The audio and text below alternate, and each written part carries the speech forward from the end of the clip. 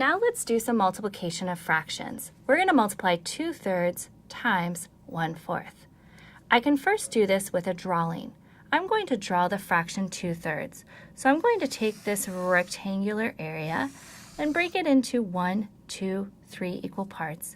And I'm going to shade 2 of those 3 parts to show the fraction 2/3. Now I'm going to show 1/4.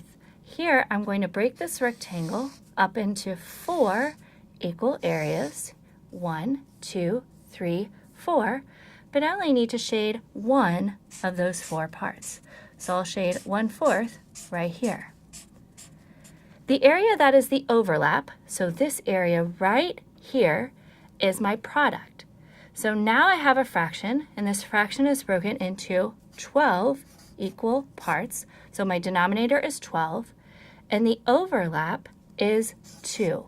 So when I have 2/3 multiplied by 1/4, the answer, or product, is 2/12. Now I can show this with different models of fractions. So for example, here is a fraction square, and I can do the same thing that I just did with drawing, but now with manipulatives. Here's 2/3 multiplied by 1/4, and the area, the product of the multiplication, is this area of overlap right here.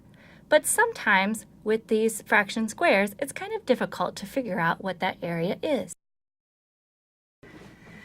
We can also use the fraction tiles to solve this problem. 2/3 times 1/4, or I can interpret that as 2/3 of 1/4.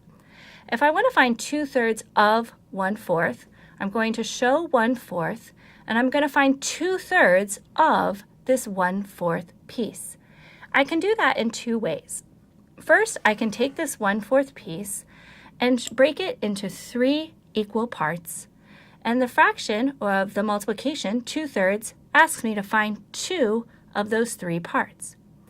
Now, if I broke this 1/4 piece into 3 equal parts here, that means I'm going to have 3, 6, 9, 12 equal parts, so a denominator of 12, and 2/3 of these parts would be 2 of the 12 parts, or 2/12. I can also show that by starting with my 1/4 and thinking that I want to take this 1/4 piece and I want 2/3 of this. So I'll take this 1/4 piece and break it into 3 equal parts. But remember, if I take this 1/4 and break it into 3 equal parts, then I have 3, 6, 9, 12 equal parts, and I want to shade 2 of these 3 parts. So there's 1/3, there's 2/3, so 2/3 of 1/4 is the same as 2/12.